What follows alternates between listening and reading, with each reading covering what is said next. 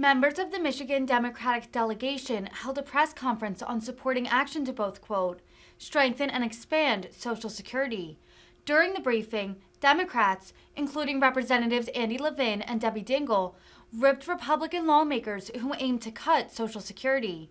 Congresswoman Debbie Dingell added that, quote, you cannot take Social Security for granted. It's part of the fabric of who we are in America and how we do care for our seniors. From extreme MAGA Republicans, because they have plans to end the program entirely, end Social Security in just 5 years. And we cannot let that happen.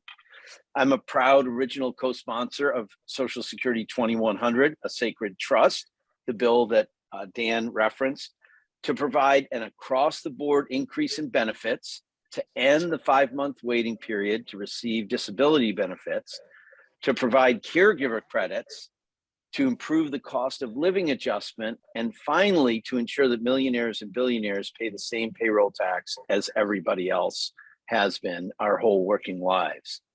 A lot has changed about our country in 87 years, but the reliability of Social Security has not. People depend on this critical safety net as other retirement income sources become more volatile, and as the cost of living increases that we're seeing right now, and as wealth inequality grows. In fact, 25-30% of American households have no retirement savings whatsoever outside of Social Security. And the average retirement savings account in the US for all non-retired Americans is $65,000. That total for their whole retirement. So Social Security is the absolute bedrock of people's ability to retire with dignity. That's why a majority of Americans support protecting and enhancing Social Security. And it's time to act on the will of the people and make a meaningful investment in America's largest insurance program.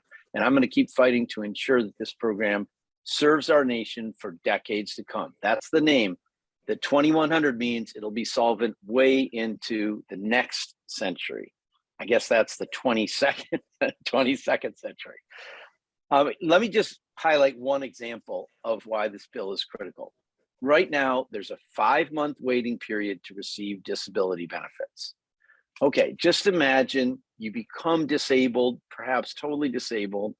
You've lost your ability to make income, and you have to wait 5 months to receive benefits. What are you supposed to do? What is the average working person going to do during that time? How are they going to support themselves or their family? The Social Security 2100 Act would do away with this unnecessary delay so that severely disabled beneficiaries can receive the support they deserve sooner. And let me tell you, we're lucky to have a president who believes Social Security is a sacred trust. While Republicans want to cut benefits, the Democratic Party is fighting to enhance and protect this vital program, and we're not going to stop until the job is done. And with that, Debbie, I'll turn it back over to you if you're aware of who's, Brenda, whether Brenda's joined us or not. Brenda, have you joined? I don't see her. I actually can see the list, so I think Congresswoman Stevens is here, and she may be next then. Yep. Haley, you're on. Hey, great to be here with you and colleagues on this historic day and at this historic time as we mark 87 years of success of Social Security and call for the passage of legislation to protect, expand, and deliver stronger benefits for Social Security recipients for generations to come. As we know, Social Security works. It is something that we pay into, and it guarantees a good life for people, particularly in some of their most precious and sacred years into retirement. And just yesterday, I was in Pontiac, Michigan, presenting alongside Michigan's Attorney General Dana Nessel to a senior center at the Bowen Center, to the Golden Opportunity Club, the world-renowned Golden Opportunity Club. And as I got the privilege to take questions from audience members, it shouldn't surprise anyone, but everyone was asking about Social Security. And in particular, they were asking about one of the most pronounced components of the legislation that we are discussing, Social Security 2100, a sacred trust that has been authored and sponsored by our colleague John Larson. And what residents were asking about was, will we ever see a benefit bump? I have, quote, been retired and have been receiving Social Security for X amount of years, and I am seeing costs continue to go up, but yet my Social Security it has not moved. And so to say to folks that, one, we're looking to close some of the challenges in Social Security, but also provide an increase to beneficiaries is really exciting, and it is the right thing to do for a program that is working. And what we are talking about is a cost of living adjustment, COLA, which is just so important to achieve and to get done. And we couldn't make it clearer to those in the media today that this is a program that the Michiganders endorse, that they appreciate, but they want it to work better for them. And we've got legislation to do that. And certainly for 87 years, Social Security has been one of America's most successful and indispensable programs that has served as part of that sacred promise for Americans in terms of what they've earned into their retirement through decades of hard work. And we know that in the first 40 years of Social Security, Congress expanded the program no less than 15 times, mostly to broaden coverage and expand benefits. And yet we've just ran, with the status quo since 1972. And there's a lot of things that those of us who serve in Congress look at in terms of roadway funding, education funding, medical school placements, a laundry list of laws and technical improvements that we are looking at that seem to run into some of the same scope of what we're running into with Social Security, which is that at some point in the 1970s, we just said, this is the way it's going to be. And we stopped acting. And my colleagues under the leadership of Congressman Dan Kildee, Congresswoman Dingell, certainly Congressman Levin, know that we can't just accept the status quo from the 1970s. And we've got to bring Social Security into the 21st century. And I heard it firsthand in the heart of Oakland County yesterday. And we know that Social Security needs this strengthening. The program's trustees are making projections, and certainly what this is looking like in years that are rapidly coming to be our present, in terms of what we're facing by 2035. And we certainly know how much our seniors and friends with disabilities, as Congressman Levin touched on, and their families rely on Social Security, which is why it is unbelievable to see colleagues on the other side of the aisle in the Republican Party plan to end this program and this safety net for 65 million Americans. It's the same thing we saw with the ACA. No plan to replace, no real solutions. And yet here we are on the heels of incredible legislative accomplishments in the 117th session of Congress. We obviously saw the president sign the Inflation Reduction Act into law today. Very exciting. Actually, that was yesterday, but it's still so magnanimous that we're all very excited about it. And so we want to continue to do what we have been doing this term, which is deliver for the American people, deliver for our retirees, and certainly for the 5 million seniors who are at the poverty level and who are living in poverty.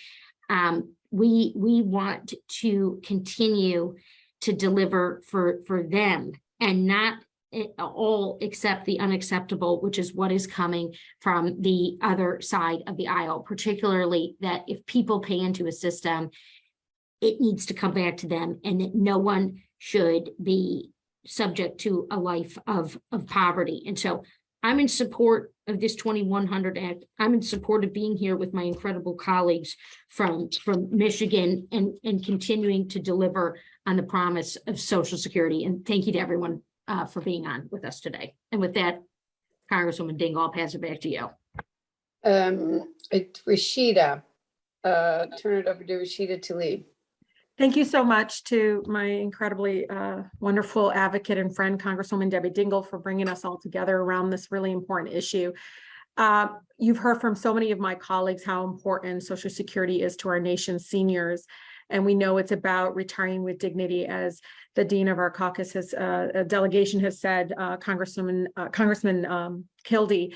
One of the unfortunate things, if anything, the pandemic exposed just how incredibly important it is for us to expand Social Security. As many know, the defined pensions have declined and the cost of living has increased, including health for our healthcare, caregiving, prescription drugs. So many of our seasoned neighbors are relying even more heavily on Social Security. So more than ever, we want to take this moment as we reach the 87th year of Social Security to talk about how we can expand and strengthen it. As you all know, many of us, all of us on this call, are supportive of the Social Security 2100 Act. Since I first joined, it's one of the first bills I signed on in support of, and it's incredibly important to recognize our good friend, Congressman John Larson, who's been leading this effort. It just shows, if anything, the Social Security 2100 Act shows just how much we can do more. It simply asks the wealthiest 0.4% of wage earners to pay the same amount as the rest of us. And we can do what we can do with that is we can bump up benefits for current and new beneficiaries. We can protect our seniors against the increased cost of living. We can protect even more seniors from falling into poverty during retirement. We can recognize that caregiving as the essential work that it is, and it's incredibly important to be accessible for many of our seniors. And we can extend the solvency of Social Security Trust Fund through 2100. All that by just asking, again, folks to pay their fair share and expanding, again, this support that I think is incredibly important for those that want to be able to retire with human dignity. As you all have heard, I mean, we're here together because we're celebrating the 87th birthday. Social Security was on Monday. But with the enactment of Social Security 2100 Act, we will ensure that Social Security will be celebrated 187th birthday and provide benefits for generations to come. So it's incredibly important as we recognize how, even at its enactment, how controversial Social Security was. Now, many of us around the country know that we can't live without it. If anything, now it's an incredibly popular way to, again, to provide for the people that we're supposed to be fighting for. And so I'm incredibly happy to be with all of my colleagues here today. This is an issue that is worth fighting for. And I'm glad that the Michigan Democratic delegation is in full support of not only celebrating and protecting the current Social Security program, but also expanding it. Thank you. Thanks, Rashida. Brenda, are you on now? Yes. Okay. We did recognize you a couple times, so now you're on. Okay. Thank you. I want to thank my colleague for bringing us together. In my 30 years of public service, I've always fought to protect the core priorities of hardworking Americans and Michiganders, such as Social Security. 65 million Americans and 2 million Michiganders rely on Social Security to cover the cost of rent, groceries, and prescription drugs. In my district, more than 137 Social Security recipients receive millions of dollars in monthly payment. Now, this is a part that I think that many people don't reflect upon. 11,000 children, 91,000 retirees, and 2,200 workers with disabilities. I know for a fact my mother died when I was 3 years old, and my grandparents were retired. My grandparents became my legal guardian, and I received my mother's Social Security. If they had not had that support, I don't know how we would have lived. We would have figured it out. But thank God we have Social Security. I'm proud to be original co-sponsor of Social Security 2100, a sacred trust to provide an across-the-board increase in benefits in the 5-month waiting period to receive disability and provide caregiver credits and improve the cost of living. My Democratic colleagues and I will never stop fighting to keep a promise we made 87 years ago between the federal government and all of America. So I want everyone to know that as we fight for and celebrate this anniversary, we are committed as a Democratic team to keep America as one of the core values of the American people, core values of this Congress and the Democrats, to say that we protect the people over any political agenda. And I'm proud to be here today to continue to stand and fight and take care of America. Thank you, Brenda. Thank you. So I'm going to sort of close the talking section now with remarks and then open it up to questions. But we all did want to, it's a very important anniversary. And what we really learned is you cannot take Social Security for granted. It's part of the fabric of who we are in America and how we do care for our seniors. And yet Republicans have made it very clear that they do not want to continue the mandatory spending. There are some that believe we should eliminate it and some who believe that we should privatize it. My colleague Rashida was talking about caregiving. I raced back to do this, was with my mother at both West Bloomfield, Henry Ford and Fox Run. And so many seniors stop to talk to me there about how scared they are. Our senior care, healthcare for seniors is broken. It is a broken system in this country, which is the subject of another day, but they're scared. These seniors stop you in the hall and say, please tell me I'm not going to lose the only thing that I have to live on.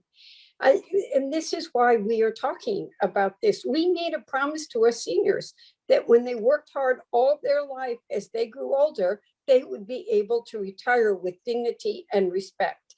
And now more than ever, it's time to build upon Social Security, ensure that it stays strong, not undercut its funding or privatize it.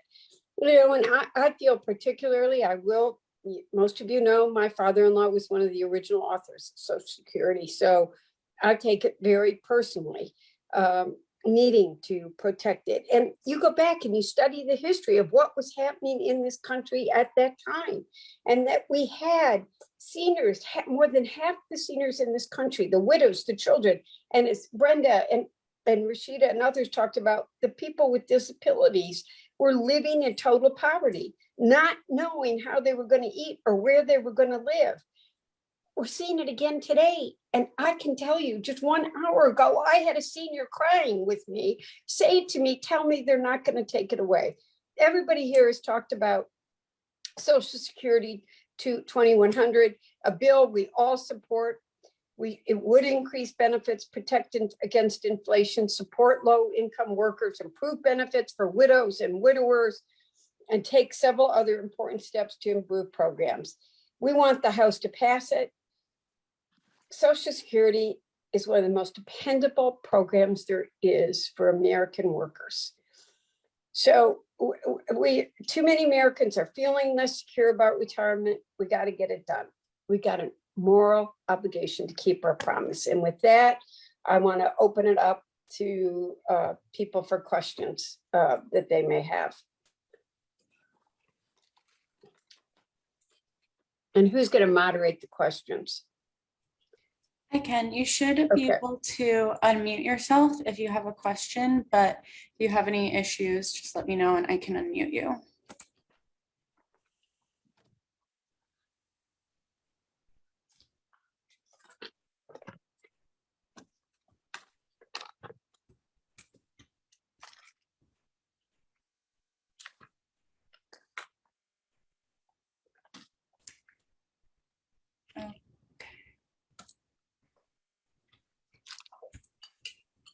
Do we have anything in the chat? We don't have anything in the chat, so if you have a question, please unmute yourself or let me know if you need to be unmuted. But I don't see anything right now.